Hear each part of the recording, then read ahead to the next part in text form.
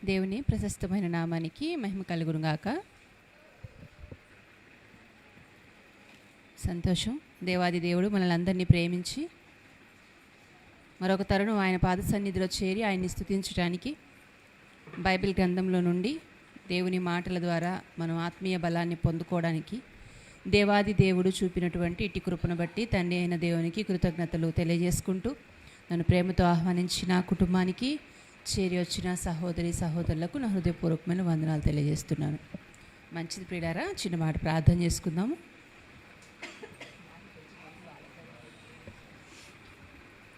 ప్రార్థన చేసుకుందాం.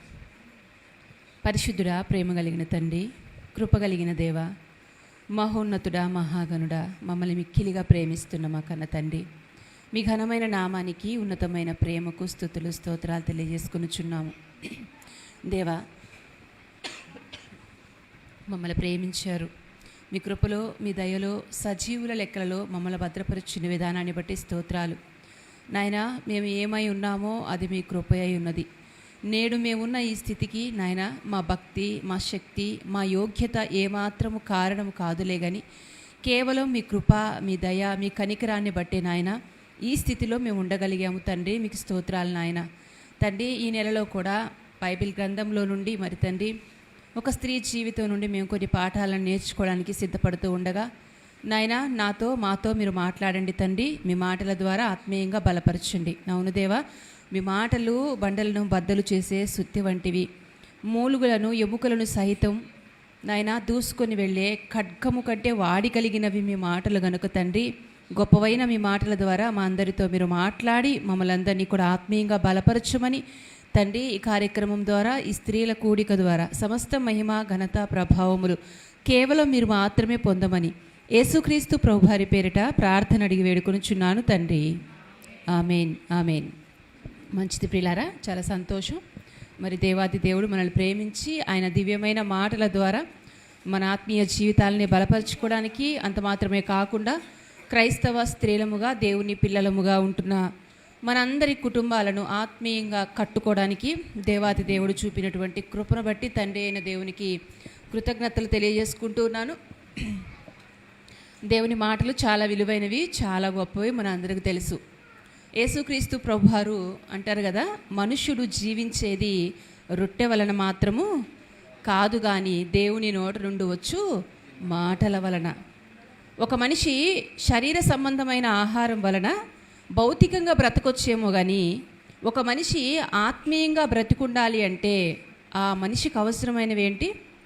దేవుని మాటలు. మన అందరం సజీవులుగానే ఉన్నామా? కేవలం జీవించుచున్నామన్న పేరు మాత్రం ఉన్నది కానీ మృతుడవే అంటాడు కదా దేవుడు, మనందరికీ తెలుసు.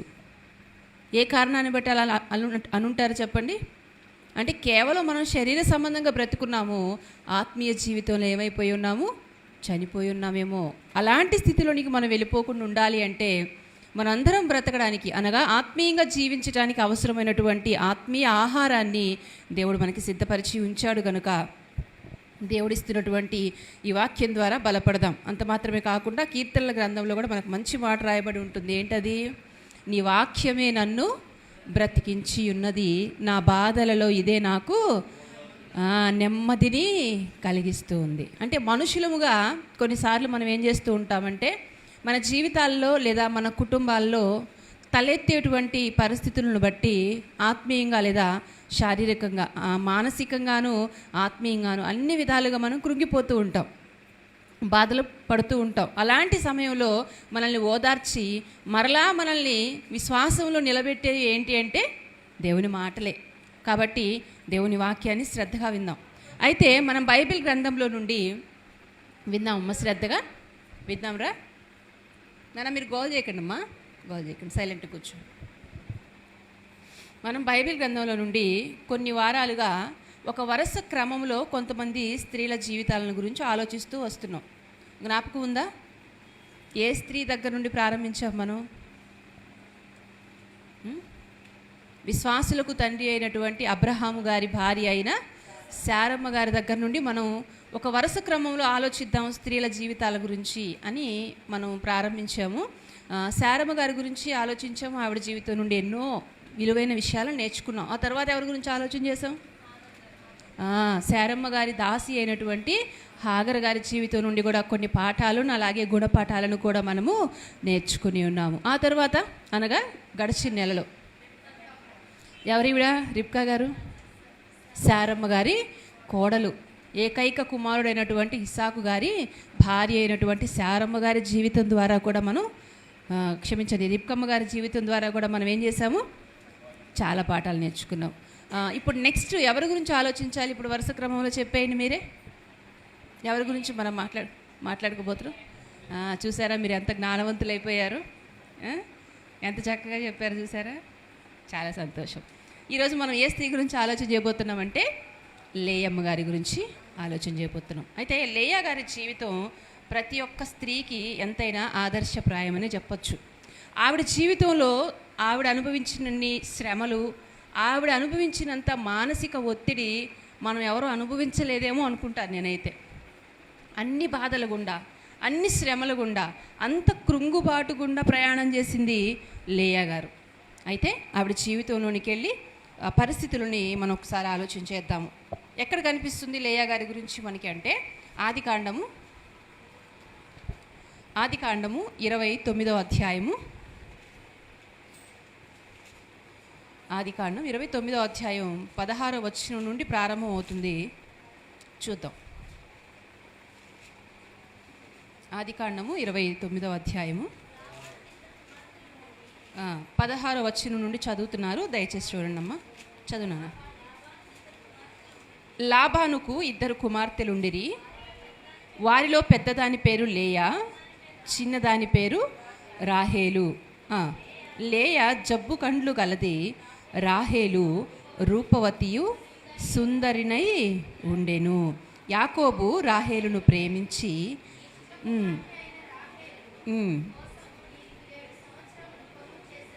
చాలమ్మా. ఇక్కడ లేయా గారి గురించి మనం ఆలోచన చేస్తూ ఉంటే, లేయా గారు ఎవరి కుమార్తె అంటే లాబాను గారి యొక్క కుమార్తె. లాబాను గారు ఎవరు?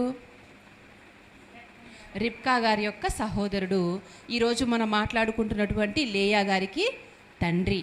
అయితే ఈ లాబానికి 2 కుమార్తెలు ఉన్నారు. పెద్ద కుమార్తె పేరు లేయా, చిన్న కుమార్తె పేరు రాహేలు. వీళ్ళిద్దరి గురించి పరిశుద్ధాత్మ దేవుడు రాయిస్తూ, లేయా జబ్బు కండ్లు గలది, రాహేలు అయితే అందమైనటువంటి అమ్మాయి అని మనం ఇక్కడ చూస్తున్నాం.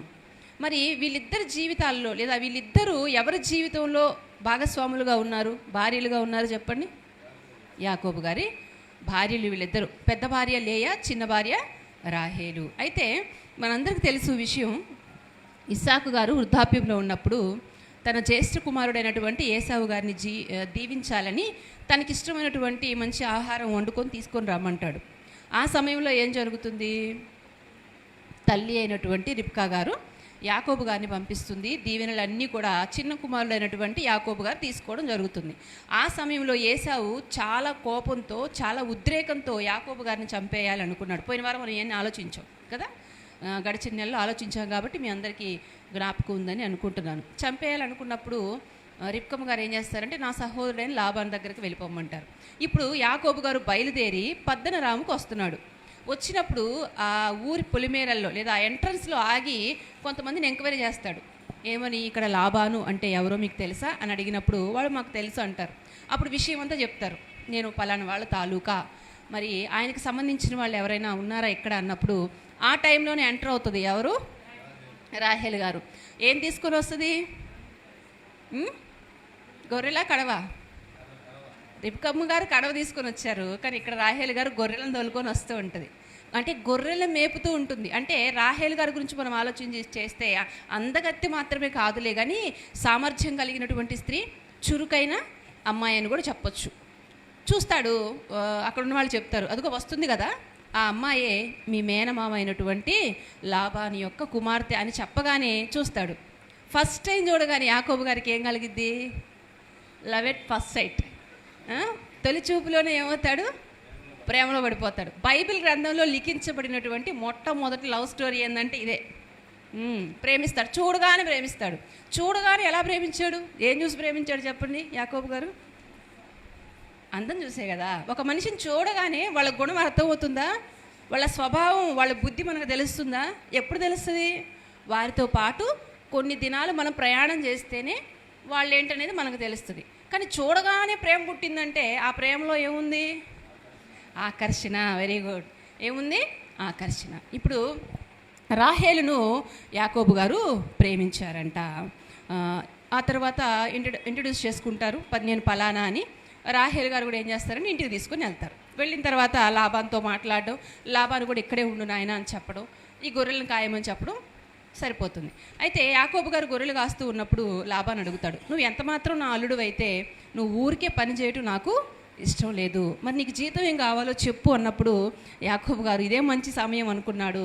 ఆల్రెడీ తన మనసులో ఉన్న రాహేలు గురించి చెప్పేస్తాడు. నేను నీకు కొలువు చేస్తాను, నీ చిన్న కుమార్తె అయినటువంటి రాహేలుని నాకు ఇచ్చి పెళ్లి చేస్తావా మావయ్య అంటాడు. ఓకే, 7 సంవత్సరాలు కొలువు చేయి, నా కుమార్తెనిచ్చి వివాహం చేస్తాను అంటాడు. ఇదంతా స్టోరీ, చరిత్ర, జరిగిపోయినటువంటి చరిత్ర గురించి చెప్తున్నాను. ఎందుకంటే ఈవిడ గురించి మాట్లాడుకోవాలంటే ముందు ఏం జరిగిందో కూడా మనం మాట్లాడుకోవాలి. అయితే 7 సంవత్సరాలు ఇలా చూసేసరికి అలా తిరిగిపోతాయి. 7 సంవత్సరాలంట యాకోబు గారికి ఎలా అనిపించింది అంట? చాలా తక్కువ కాలంలాగా అనిపించిందంట. 7 సంవత్సరాలు అంటే తక్కువ కాలం అది. మరి ఎందుకు తక్కువ కాలంలాగా అనిపించింది దీనికి? ప్రేమ. మనకిష్టమైతే, మనకు ప్రేమ ఉంటే ఎంత కష్టమైనా సరే అది కష్టంలాగా అనిపించదు కదా, చాలా చిన్నగా అనిపిస్తుంది. ఆ మాటను చూద్దాం, చాలా బాగుంటుంది ఆ మాట. ఆదికాండం 29వ అధ్యాయం. మీరు 29వ అధ్యాయంలోనే ఉండండి. నాకు పేజెస్ తిరిగిపోతున్నాయి ఫ్యాన్ ఆఫ్ కొంచెం.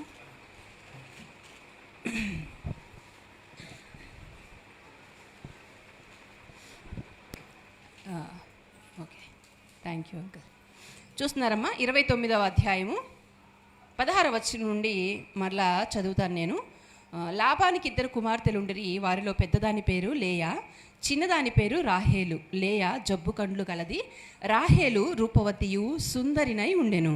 యాకోబు రాహేలును ప్రేమించి, నీ చిన్న కుమార్తె అయిన రాహేలు కోసము నీకు 7 సంవత్సరములు కొలువు చేసేదను అనెను. అందుకు లాబాను, ఆమెను అన్యునికిచ్చుట కంటే నీకిచ్చుట మేలు, నా యొద్ద ఉండమని చెప్పగా యాకోబు రాహేలు కోసం 7 సంవత్సరములు కొలువు చేసెను. అయినను, ఈ మాట అండర్లైన్ చేసుకోండి, అయినను అతడు ఆమెను ప్రేమించుట వలన అవి అతనికి కొద్ది దినములాయను.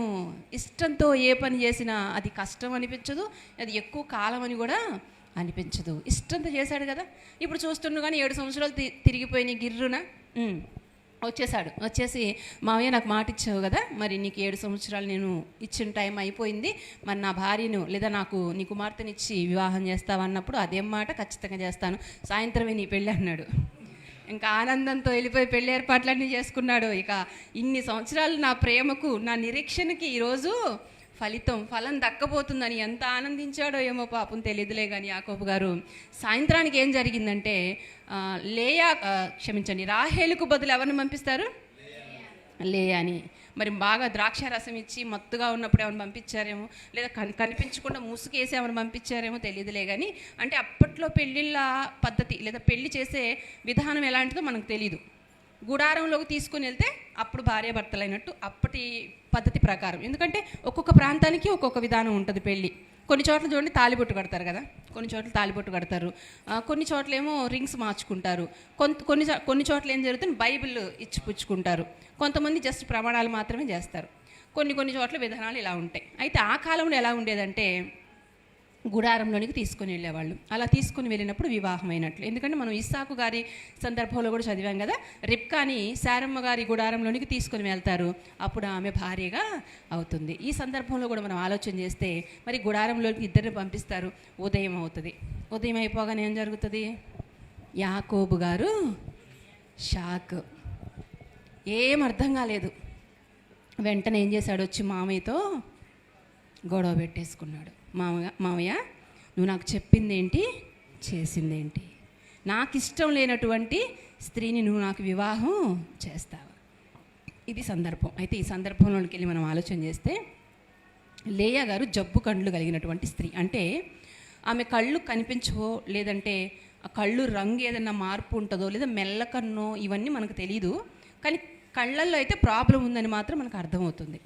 అయితే పై రూపాన్ని చూసే యాకోబు గారు కూడా ప్రేమించారని మనకు అర్థమవుతుంది. కొన్నిసార్లు చూడండి, మనం కూడా ఏం చేస్తూ ఉంటామంటే, మనం కాదులేండి, మనుషులు సాధారణంగా వివాహం చేసుకోవాలనుకున్నప్పుడు పై రూపాన్నే చూస్తారు. వాళ్ళ బుద్ధి అంత బాగానే ఉందిలే కానీ అమ్మాయి పొట్టిగుందండి, అంత బాగానే ఉందిలే కానీ అమ్మాయి బక్కగుందండి, ఇలా వంకలు పెడుతుంటాం కదా, పేర్లు పెడుతుంటాం.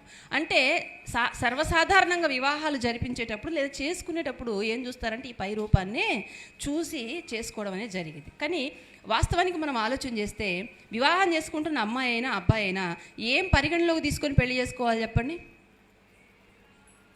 వారి ఆత్మీయ సుగుణాలను చూసి, లేదా వారి బుద్ధిని, లేదా వారు దేవుని కోసం బ్రతికే విధానాన్ని చూసి వివాహం చేసుకోవాలి. కానీ పై రూపానికి ప్రాముఖ్యతనిస్తే మాత్రం చాలా దెబ్బతింటాం. అవునంటారా కదా? అమ్మాయి తెల్లగా ఉందండి, ఇంటికి వచ్చింది, తెల్లగా ఉందని చేసుకున్నాం. వచ్చిన అమ్మాయి వల్ల ఇంట్లో శాంతి లేదు, సమాధానం లేదు. ఏం చేసుకుందాం తెలుపు? కొంతమంది అంటారు ముక్కు అంటే ఎలా ఉండాలి చెప్పండి? కోటేరు ముక్కు సన్నగా కోటేరుగా బాగానే ఉంది, కానీ ముక్కు మీద, ఆ కోటేరు ముక్కు మీద కొండంత కోపం ఉంటుంది. ఏం చేసుకుందాం చెప్పండి అమ్మ? అలాంటి వాళ్ళని కాదు మనం కోరుకోవాల్సింది, అలాంటి వారికి కాదు మనం ప్రాముఖ్యతనివ్వాల్సింది. వారు దేవుని కోసం భయభక్తులు కలిగి బ్రతికేవారా కాదా? వారి బుద్ధి ఎలాంటిది, వారి గుణం ఎలాంటిది, మంచి సంస్కారవంతులేనా, పద్ధతి తెలిసిన వాళ్ళేనా, విలువలు తెలిసిన వాళ్ళేనా అని కనుక మనం చేసుకోకపోతే మనం చాలా ఇబ్బందులు పడాల్సి వస్తుంది ప్రియులారా. అమ్మాయి విషయంలోనే కాదు, అమ్మాయిలు అబ్బాయిని సెలెక్ట్ చేసుకునేటప్పుడు అలాగే చూడాలి. అబ్బాయి మహేష్ బాబు అంటే హైట్ ఉన్నాడా, ప్రభాస్ అంత పవర్ ఉందా, ఇవి కాదు చూడాల్సింది. ఏమ్మా, దేవుని కోసం బ్రతుకుతున్న వ్యక్తేనా? దేవుని కోసం బ్రతికితే చాలమ్మా, ఏమున్నా లేకపోయినా, చెట్టు కిందన్నా సరే గుండెల్లో పెట్టి చూసుకుంటారు. డబ్బు ఉండాల్సిన అవసరం లేదు. ఎందుకంటే వాక్యాన్ని ప్రేమించే వ్యక్తి వాక్యాన్ని బట్టి భార్యను కూడా ఏం చేస్తాడు? ప్రేమిస్తాడు. ఎందుకంటే దేవుడు అంటాడు కదా, భార్య ఎవరంట? నీలో సగభాగం. నీ శరీరాన్ని నువ్వు ఎలాగైతే ప్రేమించుకుంటావో నీ భార్యను కూడా నువ్వు అలాగే ప్రేమించాలి అన్న దేవుని మాటకి లోబడి చాలా బాగా చూసుకుంటారు. కాబట్టి మీ బిడ్డలకు వివాహం చేయాలనుకున్నప్పుడు, లేదా యవ్వన బిడ్డలైనటువంటి సహోదరీమణులు లేదా సహోదరులు వివాహం చేసుకోవాలనుకున్నప్పుడు పై రూపాన్ని లక్ష్య పెట్టొద్దు. దయచేసి వారి యొక్క గుణగణాలను పరిగణలోనికి తీసుకోండి. మరి ముఖ్యంగా వారు దేవుని యందు భయభక్తులు కలిగి జీవించేవారా కాదా అనేది ఖచ్చితంగా మీరు దృష్టిలో పెట్టుకొని నిర్ణయాలు తీసుకోండి. మంచిది. యాకోబు గారైతే రాహేలు గారి యొక్క పై రూపాన్ని చూసి ఇష్టపడ్డారు. కానీ ఆత్మీయ జీవితాన్ని చూసుకుంటే రాహేలు కంటే కూడా లేయా గారు 4 అడుగులు ముందే ఉంటారు. ఆమె జబ్బు కళ్ళతో పుట్టడం తప్పు కాదు. ఆమె ప్రమేయం ఏమీ లేదు. ఆమె అందహీనంగా పుట్టడంలో ఆమె ప్రమేయం ఏమీ లేదు. అయితే తండ్రి కూడా కొంచెమైనా ఆలోచించాలి కదా లేయా గారి గురించి. యాకోబు కోరుకుంది ఎవరిని? చిన్న కూతుర్ని, రాహేల్ని. పెళ్లి ఏర్పాట్లు, అప్పటి వరకు పెళ్లి కూతురు ఎవరు? రాహేలే. కానీ చివరిలో పెళ్లి కూతురు మారిపోయిందనమాట. అప్పుడు లాబాన్ వచ్చి, అమ్మ లేయా నువ్వు వెళ్ళాలి నీ చెల్లెలి స్థానంలో అన్నప్పుడు లేయా గారు ఒప్పుకొని ఉంటారా? ఏమని ఉంటారు? అయ్యో నాన్న ఏంటి, బావ ప్రేమించింది ఎవరిని? చెల్లిని కదా. నేను ఇప్పుడు వెళ్తే ఎంత పెద్ద ప్రమాదం, అసలు బావకి ఈ విషయం తెలిస్తే ఊరుకుంటాడా, ఏం జరుగుతాయో, పరిణామాలు ఎలా ఉంటాయో అని భయపడి ఉండదా? లాబాన్ ఏం చేశాడు? అయినా పర్లేదు, నీకెందుకు, నేను చెప్తున్నాను కదా. ఈ మాటలన్నీ అక్కడ రాయబడలేదు, కానీ ఇలానే జరుగుంటుందండి. ఏ అమ్మాయి కూడా పెళ్లి కోసం ఏం చేస్తుంది? కలలు కంటది. నాకు రాబోయో భర్త నన్నే ప్రేమించాలి అనుకుంటుంది, నాతోనే ఉండాలి అనుకుంటుంది. ఇంకొకళ్ళు నా భర్తని పంచుకోవాలనుకుంటుందా? అనుకోదు. కానీ ఇక్కడ అంత రివర్స్. ఆల్రెడీ రాహేలు తర్వాత యాకోబు గారు ఇద్దరు ఆమె ముందే డ్యూయెట్లు పాడుకుంటూ తిరుగుంటారు కదా. చూసింది, అన్ని కళ్ళతో చూసింది. ఇప్పుడు మరలా భావనే చేసుకోమంటే బాధపడిపోయి ఉంటుంది, వద్దని ఉంటుంది. చూడండి తండ్రి ఎలా చూశాడంటే, అమ్మ నువ్వు చూస్తే ఆడపిల్లవి, అందులో లోపం ఉంది నీలో, నీకు పెళ్లి చేయటం నా వల్ల కాదు, నువ్వు నాకు గుండెల మీద కుంపటివైపోయావు. చాలామంది తల్లిదండ్రులు మాట్లాడే మాటలు ఇవ్వండి. విన్నారా మీరు? అన్నారా? కొంపదీసి అనమాకండి, వినుంటారు బహుశా. అవునా? చాలామంది సర్వసాధారణంగా మాట్లాడే మాట ఏంటో తెలుసా? పెళ్ళిడికి వచ్చిన ఆడపిల్లలు ఉన్న ఇంట్లో ఉన్న తల్లిదండ్రులు మాట్లాడే మాటలు ఏంటంటే, నా కుమార్తె నాకు గుండెల మీద కుంపటిగా ఉంది, ఈ కుంపటిని ఏం చేయాలి, నేను ఇప్పుడు దించేసుకోవాలి. అమ్మ అలా భావించవచ్చా? కుంపటిగా ఉంది, భారంగా ఉంది, ఎలాగైనా సరే వదిలించుకోవాలని ఎవరికి పడితే వాళ్ళకి ఇచ్చి పెళ్లి చేస్తే ఆ పిల్ల జీవితం ఏమైపోవాలి? అదేంటో మరి ప్రారంభం నుండి కూడా ఆడపిల్ల అంటే ఎంతో చులకన, ఎంతో చిన్న చూపు. ఆడపిల్ల అంటే గర్భంలో ఉన్నప్పుడు చూడండి, అమ్మాయి అని తెలిస్తే ఏం చేస్తారు? గర్భంలోనే చంపేస్తారు. ఒకవేళ తెలియక బయటకు వచ్చింది అనుకోండి, పుట్టిన తర్వాత చిన్నతనంలో ఉన్నప్పుడు తక్కువే, చిన్న చూపే. ఒక అమ్మాయి ఒక అబ్బాయి ఇంట్లో ఉన్నారనుకోండి, అమ్మాయిని ఎలా చూస్తాడు, అబ్బాయిని ఎలా చూస్తారు? అమ్మాయిని చాలా తక్కువ చూస్తారు, అబ్బాయిని మాత్రం చాలా గొప్పగా చూస్తారు. కారణం ఏమంటారంటే, నువ్వు ఆడపిల్లవమ్మ, నీకెందుకు చదువు?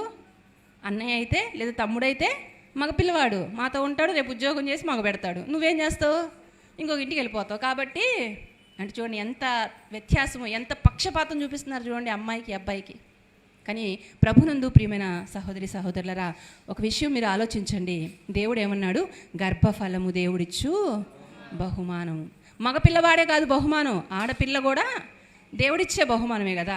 అంటే ఇప్పుడు దేవుడిచ్చిన బహుమానం అయినటువంటి ఆడపిల్లని నువ్వు తక్కువగా చూస్తున్నావు, చిన్నగా చూస్తున్నావు, వదిలించుకోవాలి, భారం అనుకుంటున్నావంటే ఇప్పుడు నువ్వు ఎవరిని కించపరుస్తున్నట్లు? దేవుడినే కదా.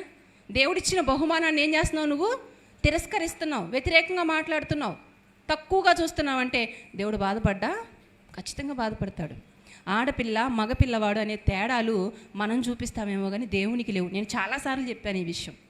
స్త్రీల కూడికలో మనం మాట్లాడుకుంటున్నప్పుడు స్త్రీ పురుషులనే భేదం మనుషులుగా మనకుంటాయేమో కానీ దేవునికి లేవు. దేవుడు స్త్రీకి ఒక ప్రత్యేకమైన స్థానాన్ని ఇచ్చాడు, ప్రత్యేకమైన విలువనిచ్చాడు, చాలా ప్రేమించాడు ఆయన స్త్రీలని. కాబట్టి ఇలాంటి పక్షపాత ధోరణి అనేది ఎంత మాత్రం కూడా మనం పిల్లల విషయంలో చూపించకూడదు.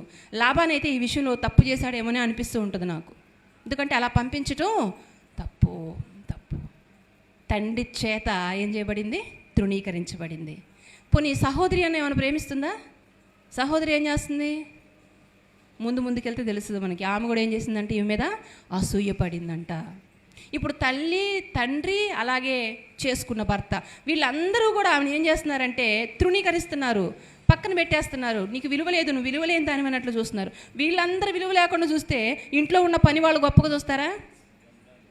వాళ్ళకి సొంత వాళ్ళు రక్త సంబంధికులు ఇలా చూస్తే ఇంట్లో ఉన్న పని వాళ్ళు గొప్పగా చూస్తారా? వాళ్ళు ఏం చేస్తారు? వాళ్ళు తక్కువగానే చూస్తారు. అంటే ఇప్పుడు సమాజం దృష్టిలో, మనుషుల దృష్టిలో లేయా గారు ఎవరు? ద్వేషించబడుతుంది, తృణీకరించబడుతుంది, ఎన్నిక లేని స్త్రీగా మనకి కనిపిస్తూ ఉంది. వివాహం అవ్వగానే యాకోబు గారు పంచాయతీ పెట్టారు. మామయ్య, ఇంత కురూపిని తీసుకొచ్చి నాకు చేస్తావా? ఇలాంటి అమ్మాయి నువ్వు చేసేది అన్నప్పుడు అసలు ఎంత బాధపడి ఉంటుందో కదా ఆవిడ. నేను అందంగా లేననే కదా ఇలా మాట్లాడుతున్నాడు. సరే ఏదో మా నాన్న పంపించారు, వివాహం అయిన తర్వాత అయినా నన్ను బాగా చూసుకుంటాడులే అనుకున్నా, మారతాడేమో అనుకున్నా మా బావ. కానీ మరలా ఆయన కూడా నన్ను ద్వేషిస్తున్నాడు. నిజమండి, ఒక స్త్రీ ప్రపంచమంతా దూషించినా, ప్రపంచమంతా ద్వేషించినా, ఏలెత్తి చూపించినా తట్టుకుంటుందేమో కానీ కట్టుకున్న భర్త ఒక మాటను తట్టుకోలేదండి. అది స్త్రీ బలహీనత, అది స్త్రీకున్న సున్నితమైన మనసు. తన భర్త ఒక్కడుంటే చాలండి, ప్రపంచం అనేది ఎదిరించింది. కానీ తన భర్తే తనను ఆదరించకపోతే ఆ స్త్రీ పడే బాధ ఎలా ఉంటుందమ్మా? నేను చెప్తుంది నిజమా అబద్ధమా? నిజమే కదా. భర్త అండ, భర్త సపోర్టు, భర్త యొక్క ఆదరణ ఒక స్త్రీకి చాలా చాలా అవసరం. అవును కదా. ఇప్పుడు 20 సంవత్సరాలు పెంచిన తల్లిదండ్రులను వదిలిపెట్టేస్తుంది, ఉన్న ఊరిని వదిలిపెట్టేస్తుంది, స్నేహితులను, బంధువులని, అన్నదమ్ములను, అక్క చెల్లెలను అందరినీ విడిచిపెట్టేస్తుంది. నీ వెనక మౌనంగా వచ్చేస్తుంది. 2 రోజులు పరిచయం కూడా లేని ఒక వ్యక్తి వెంట మౌనంగా వెళ్ళిపోతుందంటే ఎందుకని? ఆ భర్త అన్ని ప్రేమలు పంచుతాడని. తండ్రి ప్రేమ, తల్లి ప్రేమ, సహోదరుల ప్రేమ భర్త అందిస్తాడనే కదా, ఆ ఆశతోనే కదా వస్తుంది. ఇక్కడ లేయా గారి గురించి మనం ఆలోచన చేస్తే తండ్రి ప్రేమించకపోయినా అంత బాధపడి ఉండేది కాదేమో, ఒకవేళ చెల్లి ప్రేమ నోచుకోకపోయినా అంత బాధపడలేదేమో. కానీ యాకోబు గారు ద్వేషించినప్పుడు మాత్రం చాలా బాధపడిందండి లేయా గారు. యాకోబు గారు ద్వేషించారా అంటే ఎస్, ద్వేషించాడు. చూద్దాం, వచనాలను చూద్దాం. 29వ అధ్యాయం 30వ వచనం నుండి చదువుదాం. ఆదికాండము 29వ అధ్యాయం 30వ వచనం నుండి చూద్దాం. యాకోబు రాహేలును కూడెను, మరియు అతడు లేయా కంటే రాహేలును బహుగా ప్రేమించి అతనికి మరి 7 ఏండ్లు కొలువు చేసెను. లేయా ద్వేషింపబడుట ఎవరు చూసారంట? యాకోబు గారు లేయా కంటే రాహేలును ప్రేమించాడు. అంటే ఏం చేశాడు? లేయాని, అంతేనా? ఆమెను ప్రేమిస్తున్నాడంటే ఈమెను ద్వేషిస్తున్నాడు. ఈమె ద్వేషించబడుట ఎవరు చూశారంట? దేవుడు చూశాడంట. చూడండి ఎంత గొప్ప విషయం. ఒకవేళ మీరు కూడా మీ జీవితాల్లో ఎవరి ద్వారానైనా ద్వేషించబడుతూ ఉంటే, అన్యాయంగా దూషించబడుతూ ఉంటే, మీరు చెయ్యని తప్పుకి నిందలు అవమానాలు ఒకవేళ మీరు మోస్తూ ఉంటే ఎవరు చూస్తున్నారు? దేవుడు చూస్తున్నాడు. మనుషులు నిన్ను ప్రేమించట్లేదా? అయితే ఎవరు ప్రేమిస్తారు? దేవుడు ప్రేమిస్తాడు. ఎవరి ప్రేమ గొప్పది చెప్పండి? మనుషుల ప్రేమ గొప్పదా, దేవుని ప్రేమ గొప్పదా? దేవుని ప్రేమే చాలా గొప్పది. మనుషుల ప్రేమ ఏముందండి, ఈరోజు ఒక రకంగా ఉంటుంది, 4 రోజులు అయిన తర్వాత మరలా మారిపోయే ప్రేమలు, మనుషుల ప్రేమలు పరిస్థితులకు తగ్గట్టుగా, స్థితిగతులకు తగ్గట్లుగా మారిపోతారు మనుషులు, వారి ప్రేమలు. కానీ దేవుని ప్రేమ ఎప్పటికీ మారదు. శాశ్వతమైన ప్రేమతో నేను నిన్ను ప్రేమిస్తున్నాను. దేవుడు ఒక్కడుంటే చాలు కదా మనకి. ప్రపంచం మన వైపు ఉన్నా లేకపోయినా ఆయన ఉంటే చాలు. ఇప్పుడు లేయా గారు ఎవరి ప్రేమను పొందుకుంది? దేవుని ప్రేమను పొందుకుందండి. అలసిపోలేదు. అందరూ అవమానిస్తున్నప్పుడు, ద్వేషిస్తున్నప్పుడు అలసిపోలేదు ఆవిడ. నిరీక్షణతో దేవుని వైపు ఎదురు చూసింది. ఇక ఆమెతో కాపురం చేస్తున్నాడు, పిల్లల్ని కంటున్నాడు. పిల్లల్ని కన్నప్పుడైనా సరే ఏమన్నా ఆయన మనసు మారుతుందేమో అని ఎదురు చూసింది. పాపం అయినా మారలేదు. చూద్దాం, కంటిన్యూ చేద్దాం. వచనాలు 32వ వచనం నుంచి చూస్తున్నాను చూడండి. లేయా ద్వేషించబడుట యెహోవా చూచెను. చూచి ఏం చేశారంట ఆయన? ఆమె గర్భము తెరిచెను, రాహేలు గొడ్రాలై ఉండెను. దేవుడు చూచాడు. చూచి దేవుడు చేసిన పని ఏంటి? లేయా గారి గర్భాన్ని తెరిచాడు. ఎందుకు తెరిచాడు చెప్పండి? ద్వేషించబడుతుంది. ద్వేషించబడితే ఇంకోటి చేయొచ్చుగా. Very good. పిల్లలు పుడితే భర్త ప్రేమిస్తాడు కదా. అందుకే పెళ్ళిళ్ళు అవగానే చాలామంది అంటారు, వాళ్ళకు పిల్లోడో పుడితే ఈ బంధం బలంగా ఉంటుందండి. పిల్లల కోసమైనా ఏం చేస్తారు? వాళ్ళు కలిసి ఉంటారు. పిల్లల మోహం చూసైనా ఒకటిగా ఉంటారన్న ఉద్దేశంతో మనం మాట్లాడుకుంటుంటాం కదా. అలాగే దేవుడు కూడా ఏం చేశాడంటే, లేయమ్మ గారు బిడ్డల్ని కంటే యాకోబు గారికి అప్పుడైనా యాకోబు గారు ప్రేమిస్తారేమోనని ఆమె గర్భాన్ని తెరిచాడంట. చూడండి, జీవితంలో ఏదైనా ఒకటి మనకి లోటుగా కనిపించింది అనుకోండి, ఏదైనా మనకి లేదనిపించింది అనుకోండి, దేవుడు ఏం చేస్తాడో తెలుసా? మరొక వైపు నుండి మరొకటి ఇచ్చి దాన్ని భర్తీ చేస్తాడు. గొప్ప దేవుడు అండి మన దేవుడు. ఆయన పిల్లల్ని ఆయన అన్యాయం చేసే దేవుడు కాదు.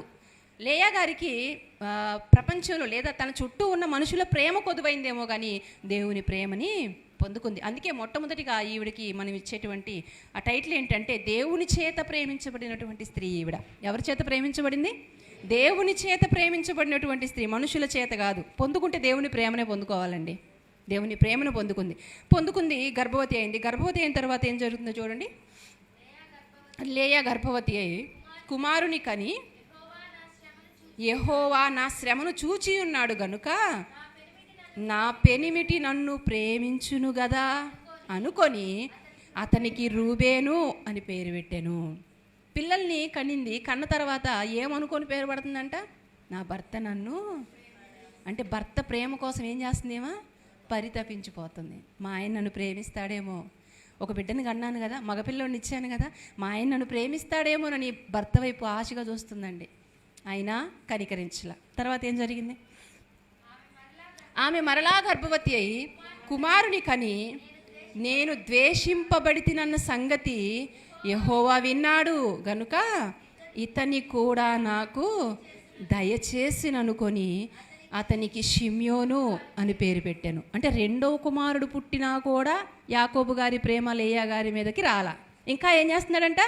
నేను ద్వేషించబడుతున్నానన్న సంగతి ఎవరు విన్నారు? యెహోవా విన్నాడు. నా బాధని ఎవరు చూచారు? యెహోవా చూచాడు. అంటే మన దేవుడు, ఆయనకున్న లక్షణాలు ఇక్కడ కనిపిస్తున్నాయి చూడండి. ఆయన చూచే దేవుడు, ఆయన వినే దేవుడు. అవునా? చాలాసార్లు మనకు డౌట్ వస్తూ ఉండదు, ఉన్నావా, ఉంటే చూస్తున్నావా, వింటున్నావా నా బాధ అంటాం కదా మనం. ఆయన చూస్తున్నాడు, ఆయన వింటున్నాడు. కాకపోతే ఒక సమయం వస్తుంది. ఆ సమయం వచ్చినప్పుడు ఏం చేస్తాడు? నీకు రావాల్సిన ఫలాన్ని నీకు ఇస్తాడు. నీ జీవితంలో జరగాల్సిన కార్యాన్ని అప్పుడు జరిగిస్తాడు. అంతే, మనం తొందరపడకూడదు. కొన్నిసార్లు మనం ఏం చేస్తూ ఉంటామంటే, మన జీవితంలో వచ్చేటువంటి ఆ కష్టాలను చూసి, కన్నీళ్ళను చూసి, శ్రమలను చూసి మనం కొన్నిసార్లు ఏం చేస్తూ ఉంటామంటే, ఇక నా వల్ల కాదు, ఇక నేను లెగవలేను అని ఉన్న చోటనే మనం ఏమవుతామంటే కుప్పగూలిపోతాం, ఉన్న చోటనే పడిపోతాం. అప్పుడు దేవుడు ఏమంటాడో తెలుసా? అప్పుడు మీరు నేను నమ్మిన మన ప్రభు ఏమంటాడో తెలుసా? నీ వల్ల కాదా? ఓకే, నో ప్రాబ్లం, నా వల్ల అవుతుంది, నేను నిన్ను నడిపిస్తాను అని మన చేయి పట్టుకొని లేపి నడిపించే దేవుడు మన దేవుడు. విడిచిపెట్టే దేవుడు కాదు, వదిలేసే దేవుడు కాదు, మనుషుల్లాగా పక్షపాతం చూపించే దేవుడు కాదు, పరిస్థితులను బట్టి మారిపోయేవాడు కాదు. నీవు నేను నమ్మిన మన దేవుడు ఏ స్థితిలోనైనా ఏ పరిస్థితిలోనైనా సరే నేనున్నాను, నేనుంటాను, నేను నడిపిస్తాను అని దేవుడు మనకి భరోసా ఇస్తున్నాడు పిల్లలు. అందుకే శ్రమలు వచ్చినప్పుడు, కష్టాలు వచ్చినప్పుడు మనము కృంగిపోకూడదు. లేయా గారు కృంగిపోలేదు. మరొక కుమారుని కానీ ఏం చేస్తుందంటే, నా భర్త నన్ను ద్వేషిస్తున్నాడు కదా, ఇకనైనా ప్రేమిస్తాడేమో అనుకుంది. తర్వాత మళ్ళీ ఏం జరిగింది చూడండి. ఆమె మరలా గర్భవతి అయి కుమారుని కని, తుదకు ఈసారి నా పెనిమిటి నాతో హత్తుకొని ఉండును, అతనికి 3 కుమారులను కంటిననుకొని అందుచేత అతనికి లేవి అని పేరు పెట్టు. పిల్లలకి పేరు పెట్టే ప్రతిసారి కూడా తన భర్తనే ఆలోచన చేసుకొని పెడుతుంది చూడండి. ఏమంటే వాస్తవానికి ఈ ఊళ్ళో ఉన్నంత ఓర్పు మనలో ఉందా? ఇప్పుడు 3 కుమారులు పుట్టారు. 3 కుమారులు పుట్టాలంటే ఎంతకాలం అవుతుంది? ఎన్ని సంవత్సరాలు బట్టి ఉంటుంది చెప్పండి. అప్పుడు నార్మల్ డెలివరీసే కాబట్టి సరే నార్మలే కాబట్టి 5-6 సంవత్సరాలు అనుకుందాం. 3 పిల్లలు కదా, 5-6 సంవత్సరాల నుంచి కూడా ఏం చేస్తుంది? ఎదురు చూస్తుంది భర్త ప్రేమ కోసం. అమ్మ ఆ స్థానంలో మనం ఉంటే ఏం చేస్తాం? ఎదురు చూస్తామా? 6 సంవత్సరాలు కాదు కదా, 6 గంటలు కూడా నీ ఇంట్లో వెళ్ళిపోతా నేను అంటావు. అవునా? ప్రేమించిన వాడికి ఇచ్చి నాకు పెళ్లి చేసావు నాన్న, సరే ప్రేమిస్తాడే అని చేసుకున్న తర్వాత నా భర్త నన్ను ప్రేమించట్లేదని పంచాయతీ పెట్టి ఆ బండకి ఈ బండకి, ఆ బండికి ఈ బండికి, అర్థమవుతున్నాయి అనుకుంటా మీకు. బ్రతుకు జట్కా బండికి, రచ్చ బండకి వెళ్ళిపోతాం, పంచాయతీలు పెడతాం, వీళ్ళని అందరినీ కోడేస్తాం, నా సంగతి ఏందో తేల్చండి అంటాం. అవునా? ఎందుకని? మనకి ఓర్పు లేదు, మనకి సహనం లేదు. అయితే పంచాయతీలు పెడతాం, లేకపోతే దేవుణ్ణి దోషిగా చేస్తాం. ఏమని? నీకోసమే బ్రతుకుతున్నాను, ఇదిగో ఫస్ట్ బాబుకు పేరు పెట్టేటప్పుడు నీకు చెప్పే పెట్టాను, నీ మీద విశ్వాసంతోనే పెట్టాను. 2వ బాబు పుట్టినప్పుడు కూడా నీ మీద నాకు నమ్మకం ఉంది, భక్తిగానే ఉన్నాను దేవా. 3వ బాబు పుట్టినప్పుడు కూడా విశ్వాసంలోనే ఉన్నాను. కానీ ఎంతకాలం నేను ఎదురు చూడాలి? 5-6 సంవత్సరాల నుండి నా మొర ఆలకిస్తావని, నా చిన్న మనవి అంగీకరించి నా భర్త మనసు నా మీద వచ్చేలా చేస్తావని నేను ఇన్ని సంవత్సరాల నుంచి ఎదురు చూస్తున్నాను కదా దేవా. నా ప్రార్థన ఆలకించావు నువ్వు, అసలు నువ్వేం దేవుడు అయ్యా? దేవుని విడిచిపెట్టేసింది అనుకుంటున్నారా? మన ప్రార్థనకి సమాధానం రాకపోతే, మనం ఏదైనా అనుకున్నప్పుడు అది జరగకపోతే మనం ఏం చేస్తాం? దేవుణ్ణి విడిచిపెట్టేస్తాం, భక్తిని మార్చేస్తాం, ఇందులో నుండి అందులోకి షిఫ్ట్ అయిపోతాం కదా. మన భక్తి అలా ఉంటుంది. కానీ లేయమ్మ గారి భక్తి అలా లేదు.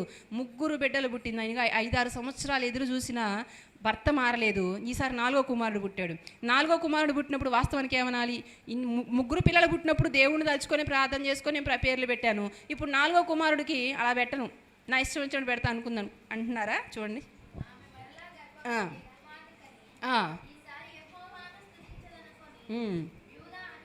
అబ్బా ఎంత మంచి పేరు పెట్టిందండి. ఇప్పుడు ఏమంటుందో తెలుసా? ఇన్ని సంవత్సరాలు ఎదురు చూసా, ప్రేమిస్తాడని ఇన్ని సంవత్సరాలు ఓర్పుతో ఓపికతో తెలియదులే తెలుసుకుంటాలే అని ఓర్పుతో ఉన్నాను. కానీ ఇంకా మారట్లేదంటే నాకు అర్థమైపోయింది, ఇక నేను మనసు పెట్టుకోవాల్సింది నా భర్త మీద కాదు, నేను ఎదురు చూడవలసింది నా భర్త ప్రేమ కోసం కాదు, నన్ను కన్న నా తండ్రి ప్రేమ కోసం. నా దేవుణ్ణి నేను స్తుతించాలి, నా దేవుణ్ణి నేను ఘనపరచాలి. నన్ను పుట్టించింది ఆయన, ఈ జన్మకి కారణం ఆయన కోసం నేను పుట్టాను, ఆయన్ని నేను మహిమపరచాలి. ఎలాంటి స్థితిలో ఉండి స్తుతిస్తుందమ్మ దేవుణ్ణి? పరిస్థితులు ఏమీ కూడా అనుకూలంగా లేవు, అందరితో ద్వేషించబడుతూ, అందరితో దూషించబడుతూ, ఏ ప్రేమకి నోచుకోకుండా. చివరికి చూడండి, పిల్లలకి పేర్లు పెట్టే విషయంలో ఎవరు పెడతారండి? పిల్లలు పుట్టినప్పుడు తండ్రి పెడతాడా, తల్లి పెడుతుందా? కదా, తల్లి తండ్రి ఇరువురు కలిసి పెడతారు. కొంచెం ఆలోచన చేస్తే తండ్రి యొక్క ప్రమేయం ఎక్కువ ఉంటుంది పేర్లు పెట్టే విషయంలో పిల్లలకి. కానీ అసలు పిల్లల్ని గంటనాడు వెళ్ళిపోతున్నారు, కానీ పేర్లు కూడా పెట్టట్లా. మరి అంత దుర్మార్గం చూడండి యాకోబు గారు. కనీసం పేర్లు కూడా పెట్టట్లా, ఆవిడే పెట్టుకుంటుంది పేర్లు. పాపం, దేవుడు నా శ్రమ చూచి ఉన్నాడు, దేవుడు నా మొర విని ఉన్నాడని ఆవిడే పేర్లు పెట్టుకుంటుందండి. ఎంత దయనీయమైన స్థితి అండి. ఇలాంటి స్థితి మనకుందా? ఇటువంటి స్థితిలో ఉండి లేయమ్మ గారు ఏం చేస్తున్నారో తెలుసా? దేవుణ్ణి స్తుతిస్తున్నారండి. మనం ఏం చేస్తామంటే, అంతా బాగుంటే దేవుణ్ణి స్తుతిస్తాం, అంత కలిసి వస్తే దేవుణ్ణి స్తుతిస్తాం, అంత సంతోషంగా ఉంటే దేవుణ్ణి స్తుతిస్తాం, ఆనందిస్తాం. కానీ కొంచెం కష్టం, కొంచెం బాధ రాగానే మనం ఏం చేస్తాం? దేవుణ్ణి స్తుతించాం, దేవుణ్ణి దూషిస్తాం. ఈ సందర్భంలో మనకి మరొక భక్తుడు కూడా జ్ఞాపకం రావాలి. పరిస్థితి బాగలేనప్పుడు దేవుణ్ణి స్తుతించాడు. ఎవరైనా? యోబు గారు అన్నీ బాగున్నప్పుడు స్తుతించాడు, అన్నీ పోయిన తర్వాత కూడా దేవుణ్ణి స్తుతించాడు. బైబిల్ గ్రంథంలో భక్తురాండ్ల లక్షణం ఏంటంటే ఇదే. అన్నీ బాగున్నప్పుడు దేవుడు గొప్పవాడని అంటాం, పెద్ద విషయం ఏముంది? పరిస్థితి ఎంత దారుణమైపోయినా సరే, తారుమారైపోయినా సరే, నేను దేవుని కోసం నిలబడతాను. చూడండి, అది దేవుని కోసం నిలబడటం అంటే. అన్నీ బాగుండి అన్నీ కలిసి వస్తే ఎవరేం చేస్తారు? భక్తి. నువ్వు నేను చేసేదే ఉంది. కానీ మన పరిస్థితి అంతా తారుమారైపోయి నిందలు అవమానాలు పడుతూ ఇక నిలబడడానికి కూడా నాకు సోర్స్ లేదు, ఇక నా అయిపోయింది, ఇక నేను ఉంటానో ఉండను అని తెలిసిన స్థితిలో కూడా ఏం చేయాలంటే, దేవా నేనున్నానయ్యా నిలబడతాను. చూడండి, అది భక్తిలో స్టాండర్డ్ అంటే. అలాంటి భక్తి నీలో నాలో చూడాలని దేవుడు కోరుకుంటున్నాడు. ప్రియులారా, ప్రపంచమంతా వ్యతిరేకమైపోని నా ప్రభు నాకు కావాలనుకుంటారే, అలాంటి వారిని బట్టి దేవుడు సంతోషిస్తాడు. అదే దేవునికి నువ్వు అర్పించేటువంటి కృతజ్ఞత స్తుతిస్తుందండి దేవుణ్ణి, ఘనపరుస్తుంది దేవుణ్ణి. దేవుని కోసం ఇక నేను బ్రతుకుతాను, నన్ను పుట్టించిన దేవుని కోసం నేను బ్రతుకుతాను. నిజమే, మనల్ని కూడా దేవుడే పుట్టించాడు, కానీ మనం దేవుని మహిమపరుస్తున్నామా? మన వల్ల దేవునికి ఘనత వస్తుందా? మహిమ వస్తుందా మన వల్ల? మనం ఏ పని చేసినా ఆ పనిలో ఎవరు కనిపించాలి? దేవుడు కనిపించాలి. మనం ఏమి మాట్లాడినా ఆ మాటలు ఎవరిని మహిమపరచాలి? దేవుడిని మహిమపరచాలి. ఈ మధ్యకాలంలో లేడీ క్రికెటర్ మన అందరికీ తెలుసు, జెమీమా, మన ఇండియా తరపున క్రికెట్ ఆడి కప్పు తీసుకొచ్చినటువంటి వీర వనిత జెమీమా. ఆవిడ్ని ఇంటర్వ్యూ చేసేటప్పుడు అడిగిన ప్రశ్నకి ఆవిడిచ్చిన సమాధానం ఏంటి? నేను చిన్నప్పటి నుంచి 8 ఏళ్ల వయసులో ఉన్నప్పటి నుంచి కష్టపడ్డాను, ఆడాను, ఎన్నో గంటలు సాధన చేశాను, నా తల్లిదండ్రులు ప్రోత్సహించారు, అంత మాత్రమే, ఇదంతా నా కష్టం, నా కష్టార్జితం అందా. ఏమంది? ఆవిడ నోటిలో నుండి వచ్చిన మొట్టమొదటి మాట, ఇది నా దేవుడే నాకు ఇచ్చాడు ఈ ఘనత, నా దేవుని వలనే నేను సాధించాను, నా సక్సెస్కి కారణం నా దేవుడు, అందుకే మొట్టమొదటగా నా దేవునికి నేను కృతజ్ఞతలు చెప్తున్నాను అంది. ఒక్క మాటతో షేక్ అయిపోయిందండి ప్రపంచం, ఒక్క మాటతో షేక్ చేసింది. గుండెల నిండా దేవుడు ఉంటే, మన హృదయం అంతా దేవుని నిండిపోయి ఉంటే, మన నోట్లో నుండి వచ్చే మొట్టమొదటి మాట ఏమై ఉంటుంది? ప్రథమ స్థానం దేవుడికే ఇస్తామండి. ఆవిడ హృదయం నిండా దేవుడు ఉన్నాడు కనుకనే, ఆవిడ స్థితిని దేవుడు చూశాడు కనుకనే దేవుడు ఆవిడని ఏం చేశాడు? ఘనపరిచాడు. నన్ను ఘనపరచు వాడిని నేను ఘనపరుస్తాను. దేవుణ్ణి మనం కేవలం పాటలు పాడో ఏదో మన పరిస్థితి బాగున్నప్పుడు స్తుతించో కాదు ఘనపరచాల్సింది. మనం ఏ స్థితిలో ఉన్నా సరే, గెలిచినా ఓడిపోయినా, లాభం వచ్చినా నష్టం వచ్చినా, సంతోషం వచ్చినా దుఃఖం వచ్చినా, ఏదైనా సరే, ఏ స్థితిలో ఉన్నా సరే, నీ భక్తి మాత్రం మారకూడదు. నీ స్థితి మారింది కదా అని నీ భక్తిని మాత్రం నువ్వు మార్చకూడదు. కొన్నిసార్లు ఎత్తుల్లోకి వెళ్తాం, కొన్నిసార్లు లోయల్లోకి వెళ్తాం. దావీదు గారు ఏమంటారు? గాఢాంధకారపు లోయలో నేను సంచరించినను నేను భయపడను. ఏమన్నాడు? గాఢాంధకారపు లోయ నాకు వద్దయ్యా అనట్లేదు, నేను వెళ్తాను, కానీ అక్కడ కూడా ఏముంటుంది? నువ్వు ఉంటావయ్యా, నీ దుడ్డు కర్ర నీ దండము నన్ను ఆదరించును. ప్రతిసారి ఎత్తుల్లోనే ఉండమంటే ఎలా కుదురుతుంది? లైఫ్ అన్న తర్వాత అప్ అండ్ డౌన్స్ సహజం. ఆ మధ్యకాలంలో సహోదరుడు రాసిన మంచి పాట. ఏం పాట? బ్రతుకు బండికి సుఖ దుఃఖాలే చక్రాలు, ఏ చక్రం లేకపోయినా బండి నడవదు. ప్రపంచానికి చీకటి వెలుగు ఎలా సహజము, మనిషి జీవితంలో కూడా కష్టము దుఃఖము సహజం. కష్టం వచ్చినప్పుడేమో కుంగిపోయి, సంతోషం వచ్చినప్పుడు పొంగిపోతే అట్లా, అవునా? అంత సంతోషం కావాలంటే ఎలా వస్తుంది? అప్పుడప్పుడు కష్టాలు కూడా రావాలి. కష్టం వస్తేనే మనం దేవునికి దగ్గర అవుతాం. మరి ముఖ్యంగా చెప్తున్నా ప్రియులారా, మనల్ని దేవునికి దగ్గరగా తీసుకెళ్ళేది, దేవుని మీద ఆధారపడేలా చేసేది సంతోషం కాదు, కష్టాలు బాధలే. లేయా గారిని చూడండి, తండ్రి నిరాధరణ, సహోదరాలైనటువంటి రాహేలు యొక్క అసూయ, ఇవన్నీ కూడా లేయా గారిని ఏం చేసింది? దేవునికి దగ్గరగా తీసుకెళ్ళి దేవుని మీద ఆధారపడేలా చేసింది. ఈరోజు నువ్వు నేను మనం కూడా దేవునికి దగ్గరగా వెళ్ళాలంటే ఈ శ్రమలు, ఈ కష్టాలు, నిందలు, అవమానాలు అనేవి అవసరం. ఎంత నలిగితే అంత వెలుగుతాము, అవునా? ఒక పువ్వు ఉంది, ఆ పువ్వుని దాన్ని నలపకుండా ఏమవ్వకుండా ఫ్రెష్గా అలా పట్టుకున్నప్పుడు దాని వాసన తెలియదు. అలా నలపండి, మల్లెపువ్వుని ఇలా నలపండి, దానిలో నుండి సువాసన ఎప్పుడు వస్తుంది? సువాసన పువ్వు నలిగినప్పుడు. మనం కనీసం బట్టలు కూడా నలగనీయకుండా బైబిల్ పట్టుకొని వచ్చి చర్చిలో కూర్చొని మళ్ళీ వెళ్ళిపోయి ఇంటికి వెళ్ళిపోయి మళ్ళీ ఎప్పటిలాగే రొటీన్ నా లైఫ్ అంతా హ్యాపీగా ఉండాలి, నా పిల్లలు బాగుండాలి, నా కుటుంబం బాగుండాలి, నా ఉద్యోగం పనులు బాగుండాలి అనుకుంటే దేవునికి మహిమ ఎక్కడొస్తుంది? ప్రభు ఏమంటారు? క్రీస్తు పరిమళ వాసనగా మీరు ఉండాలి, మీ నుండి దేవునికి మహిమ రావాలి. కష్టాలు బాధలు వస్తున్నాయి కదని బాధపడకండి. కష్టాల్లో కూడా ఎవరు తోడుకుంటారు? దేవుడు తోడుకుంటారు. అందుకే ఈమె శ్రమలలో దేవుణ్ణి స్తుతించిన స్త్రీ. ఈవిడలో ఉన్న మరొక లక్షణం, మొట్టమొదటి లక్షణం ఏంటంటే దేవుని చేత ప్రేమింపబడిన స్త్రీ. రెండవ లక్షణం ఏంటంటే ఎంతో గొప్ప సహనం, ఓర్పు కలిగినటువంటి స్త్రీ. మూడవ లక్షణం ఏంటి ఈవిడలో ఉన్నది? చెప్పండి, ఇప్పుడే చెప్పాను. శ్రమలలో దేవుణ్ణి స్తుతించిన స్త్రీ, గొప్ప ఓర్పు కలిగినటువంటి స్త్రీ. ఓర్పు ఏం చేస్తుందంట? గొప్ప ద్రోహ కార్యాలు జరగకుండా చేస్తుంది. గొప్ప ద్రోహ కార్యాలు జరగకుండా చేసేది ఏంటి? ఓర్పు. ఈ శ్రమలు కష్టాలు చూసి ఏదో వింత జరిగింది అని చెప్పి మనం కంగారు పడాల్సిన అవసరం లేదు. ఎందుకంటే మనం వెంబడించేటువంటి మన ప్రభువే ఏం పొందుకున్నాడంట? చూడండి, ఆ మాట చూడండి. పేతురు గారు రాసిన పత్రిక, ముగించేస్తాను నేను. పేతురు గారు రాసిన మొదటి పత్రిక 4వ అధ్యాయం. పేతురు గారు రాసిన మొదటి పత్రిక 4వ అధ్యాయం మొదటి వచనం చూడండి.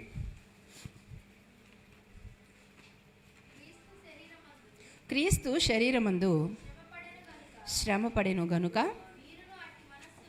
మీరును అట్టి మనసును ఆయుధముగా ధరించుకొనండి. చూసారా? చాలమ్మా. యేసుక్రీస్తు ప్రభు వారికే తప్పలేదంట శ్రమలో. అవునా? మనమెంత? అందుకే అంటున్నారు పేతురు గారు, యేసుక్రీస్తు ప్రభు వారే ఈ శరీరంలో ఉన్నప్పుడు, ఈ మట్టి దేహంలో ఉన్నప్పుడు ఆయన శ్రమ పడ్డారు. కాబట్టి మీరేం చేయాలి? ఆయన ఎలాంటి మనసు అయితే కలిగి ఉన్నాడో అలాంటి మనసును మీరు కూడా కలిగి ఉండండి. శ్రమలు వచ్చినప్పుడు యేసుక్రీస్తు ప్రభు వారు ఏం చేశారు? ఏడ్చారా? వెనక్కి తిరిగి వెళ్ళిపోయాడా? ఈ భక్తొద్దు, ఈ దేవుడు వద్దు నాకు అని అన్నాడా? ఏమన్నాడు? ఆయన మీద కూడా అవమానాలు, నిందలు వచ్చినాయి కదా. వచ్చినప్పుడు ఆయన ఏం చేశాడంటే నిందను నిర్లక్ష్య పెట్టాడంట. దేనికోసమో తెలుసా? ప్రతిగా రాబోవు బహుమానం కొరకు. బహుమానం కొరకు నిందను నిర్లక్ష్య పెట్టాడు. నిర్లక్ష్య పెట్టి ముందుకెళ్ళాడు మన ప్రభువు. ఈరోజు మనం చేయవలసిన పని కూడా అదే. మన ప్రభువుని సొంత ఇంటివారే దూషించారా? సొంత ఇంటివారే దూషించారు. ఆయన ద్వారా మేలులు పొందుకున్న వాళ్ళే ఆయన మీద నిందలేశారు.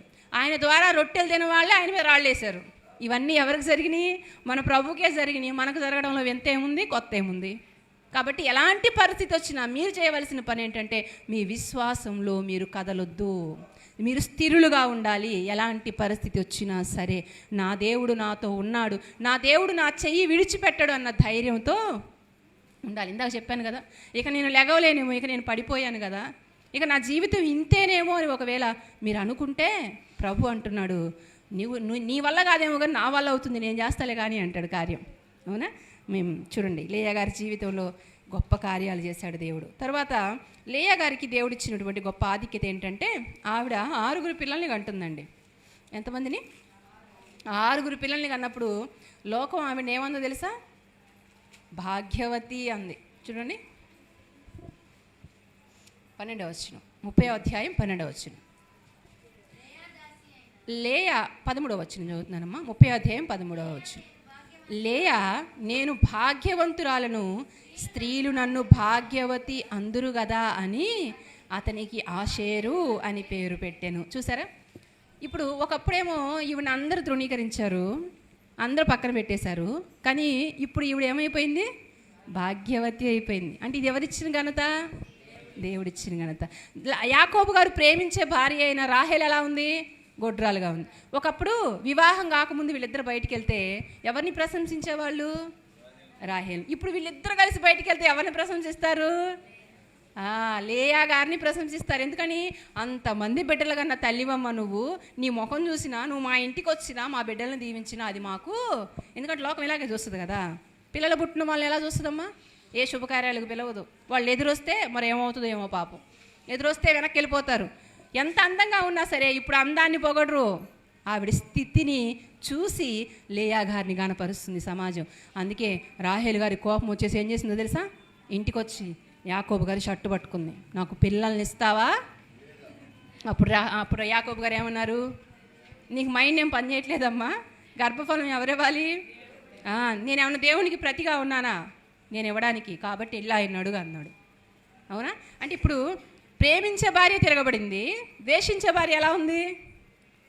చాలా అనుకూలంగా ఉండి భర్త ప్రేమ కోసం ఎదురు చూస్తుంది. ఎంతమంది బిడ్డలు పుట్టినా కూడా ఆయన ప్రేమ కోసం ఎదురు చూస్తుంది. చూడండి, 6 పిల్లల్ని కన్న తర్వాత లేయా గారు మరలా ఎవరి కోసం ఎదురు చూస్తుందంటే చూద్దాం. చూడండి, 17వ వచనం నుంచి చూద్దాం. దేవుడు లేయా మనవి వినని గనుక ఆమె గర్భవతి అయి యాకోబునకు 5వ కుమారుని కనెను. లేయా, నేను నా పెనిమిటికి నా దాసినిచ్చినందున దేవుడు నాకు ప్రతిఫలము దయచేసిననుకొని అతనికి ఇస్సాకారు అని పేరు పెట్టాను. ఈ వచనం చూద్దాం 19 నుంచి. లేయా మరలా గర్భవతి అయి యాకోబునకు 6వ కుమారుని కనెను. అప్పుడు లేయా, దేవుడు మంచి బహుమతి నాకు దయచేసెను. మరలా ఇది చూడండి, నా పెనిమిటికి 6 కుమారులను కని ఉన్నాను గనుక అతడు ఇకను నాతో కాపురము చేయనని అతనికి జబులూను అని పేరు పెట్టాను. చూడండి, ఇంకా భర్త కోసమే ఎదురు చూస్తుంది. ప్రేమించకపోయినా నాకు నువ్వు కావాలని లేయా గారు యాకోబు గారు వెంటబడుతుంటే యాకోబు గారు ప్రేమిస్తున్నటువంటి రాహేల్ గారు ఏం చేస్తున్నారు? ఈయన మీద తిరగబెడుతున్నారు. చాలా బాగుందండి ఈ స్టోరీ. ఇంకో విషయం కూడా, యాకోబు గారు రాహేల్ని ప్రేమిస్తుంటే లేయా గారిని ఎవరు ప్రేమిస్తున్నారు? దేవుడు ప్రేమిస్తున్నాడు. చాలా వింతైనటువంటి కుటుంబంలాగా కనిపిస్తుంది ఈ కుటుంబం మనకి. తర్వాత చూడండి, అప్పుడు తర్వాత రాహేల్ వెళ్ళి మొరపెట్టుకుంటుంది దేవునికి. దేవుడు ఏం చేస్తాడు? రాహేలు గారి యొక్క గర్భాన్ని కూడా తెరుస్తాడు. రాహేలు గారు ఏం చేసిందంటే తన అక్కని ద్వేషించిందా, ప్రేమించిందా, అసూయపడిందా? చూడండి, 30వ అధ్యాయం ప్రారంభవచనం. రాహేలు తాను యాకోబునకు పిల్లలు కనకపోవుట చూచి తన అక్క యందు అసూయపడి. ఎందుకండి అసూయపడడం? సొంత అక్కేగా పిల్లల్ని అంటుంది. ఇంకో ఇలా కూడా అనుకోవచ్చు, భర్త ప్రేమకి ఎటు మా అక్క నోచుకోలేదు, కనీసం బిడ్డల వలనైనా ఆదరణ పొందుతుంది అనుకోవచ్చుగా. పోనీ అక్క పిల్లలేగా నీ పిల్లలు అనుకో, ఏమవుతుంది? అక్క పిల్లల్ని నా పిల్లలు అనుకోలేదా? ఇప్పుడు రాహేల్ ఏం చేసిందంటే తన దాసి ఉంది కదా, దాసిని యాకోబు గారికి భారీగా ఇచ్చింది. ఎందుకు ఇచ్చింది? ఆమె వల్ల పిల్లలు పుడితే ఆ పిల్లలు ఎవరి పిల్లలు అనుకోవాలని? దాసి పిల్లల్ని ఆమె పిల్లలు అనుకున్నప్పుడు అక్క పిల్లల్ని ఆమె పిల్లలు అనుకోలేదు.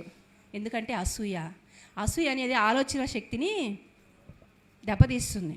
ఈర్ష్య, అసూయ, ద్వేషం ఇలాంటివి ఉంటే ఆ మనిషి ఆత్మీయ జీవితంలో అట్టడుగుపోతారు.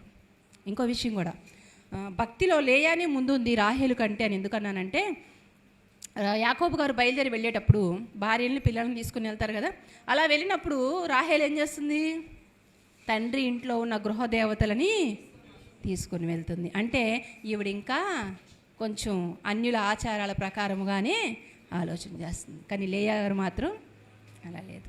ఇంకో విషయం చెప్పంటారు, ఆశ్చర్యకరమైన విషయం. 20 సంవత్సరాలు అయిపోతుంది యాకోబు గారు అక్కడ ఉంటూ.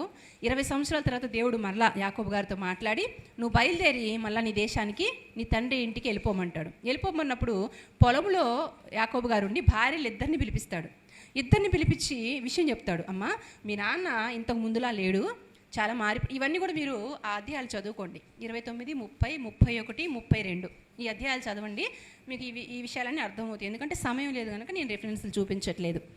చెప్తాడు కదా, ఏమంటాడంటే, అమ్మ, మీ నాన్న ఇప్పటికి 10 సార్లు నా జీతం మార్చాడు. 6 సంవత్సరాలు మీ నాన్న కోసం కొలువు చేశాను, ఒక 7 సంవత్సరాలు రాహేల్ కోసం, మరలా ఇంకో 7 సంవత్సరాలు కూడా రాహేల్ కోసం. 14, 6, 20 సంవత్సరాలు. 20 సంవత్సరాలు మీ నాన్నకు నేను కొలువు చేస్తే మీ నాన్న నన్ను చాలా మోసపుచ్చాడు, ఇక నా వల్ల కాదు, నా దేవుడు వచ్చేయమంటున్నాడు, నేను వెళ్ళిపోదాం అనుకుంటున్నాను, మీరేమంటారు అన్నాడు. ఏమని ఉంటారు వీళ్ళు? రాహేల్ అయితే వస్తానండి మీతో అంటది. ఎందుకని? ఎక్కడున్నా ప్రేమిస్తాడు కాబట్టి. మరి ఇప్పుడు లేయా ఏమనాలి? ఇక్కడ ఉంటేనే, నా తండ్రి ఇంట ఉంటే, నా బంధువుల దగ్గర ఉంటేనే నన్ను సరిగా చూసుకోవట్లా, మీరు ప్రేమించట్లేదు, మీతో కూడా వచ్చి ఎక్కడికో వచ్చేస్తే ఇంక నన్ను చూస్తారు, నన్ను ప్రేమిస్తారని గ్యారెంటీ ఏంటి? నేను రాను బాబోయ్ అందా? అనలేదండి, నేను కూడా వస్తానండి, మీరు ఎక్కడుంటే నేను అక్కడే ఉంటాను. చూడండి, ఎవరికంటే ఎవరు గ్రేట్ కనిపిస్తున్నారు ఇక్కడ. లేయా అంటుందండి, మా తండ్రి ఇంట్లో ఇక మాకు పాలు పంపులు లేవు, మీరు ఎక్కడుంటే నేను అక్కడేనండి. ప్రేమించని భర్తకి సహకరించిందండి. చెప్పండి, ఎవరికి సహకరించింది? ప్రేమించే భర్త కాదు, ప్రేమించని భర్తకి సహకరించిన స్త్రీ. కానీ ఈరోజు చాలామంది స్త్రీలు ప్రేమించే భర్తలకి, దేవుని కోసం భక్తిగా బ్రతికే భర్తలకి సహకరించని స్త్రీలు ఉన్నారు. అవునా కదా? మంచిగా బ్రతుకుతున్న భర్తల్ని గయ్యాలి అయిన భార్యలుగా మారిపోయి వేధించే భార్యలు లేరా ఈ రోజుల్లో? ఇలాంటి వారికి లేయా గారి జీవితం ఎంతైనా ఆదర్శం. తనను ప్రేమించకపోయినా, తనను పట్టించుకోకపోయినా, తనను ద్వేషిస్తున్నా సరే, మీరే కావాలండి, మీ అడుగుజాడల్లో నేను నడుస్తానండి అని ఆయన వెంట వెళ్ళిపోయింది. చూడండి ఎంత ఉత్తమం వెళ్ళాలండి లేయా గారు. ఎన్ని గొప్ప విషయాలు ఉన్నాయో చూడండి వీళ్ళు. ఇంకో విషయం కూడా, ఇంకేంటి చెప్పమంటారా? బయలుదేరింది కదా పాపం. బయలుదేరిన తర్వాత యాకోబు ఏం చేస్తాడో తెలుసా? యాకోబు గారు ఏశావు వస్తున్నాడని తెలిసిద్ది.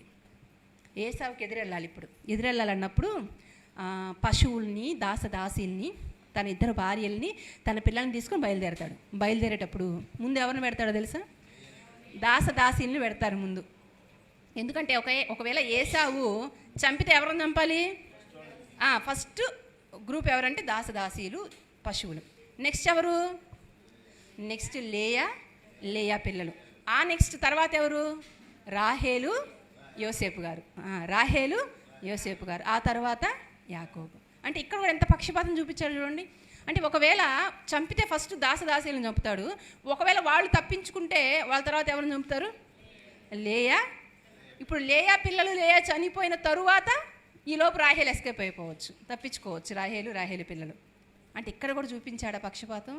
రాహేల ఇష్టం అని తెలియజేశాడా? అయినా బాధపడలేదండి. అయినా బాధపడలేదు. భర్త కోసమే వెళ్ళిపోయిన తలంచుకొని. అందుకే ఇన్ని మంచి లక్షణాలు ఉన్నటువంటి లేయాని దేవుడు ప్రేమించి, కేవలం ప్రేమించి ఊరుకోలేదు. ఆవిడ పడుతున్న శ్రమను చూచాడు. కేవలం చూచి సైలెంట్ అయిపోలేదు. చూచిన దేవుడు ఆవిడికి ప్రతిఫలాన్ని ఇచ్చాడు. బిడ్డల రూపంలో ఆవిడ్ని భాగ్యవతిగా మార్చాడు. అంత మాత్రమే కాదు, గొప్ప ఆధిక్యతను కూడా ఇచ్చాడు. ఏంటో తెలుసా ఆధిక్యత? పితరుల సమాధిలో ఆవిడ్ని చేర్చబడేలాగా కూడా చేశాడు. ఆవిడ చనిపోయినప్పుడు ఎక్కడ పాతి పెట్టబడిందో తెలుసా? చూద్దాం చూడండి. 49వ అధ్యాయము 30-31 వచనం ముగించేస్తాను నేను. 49వ అధ్యాయము 30-31 వచనం. అక్కడనే యాకోబు చెప్తూ ఉన్నాడు ఈ మాటలు.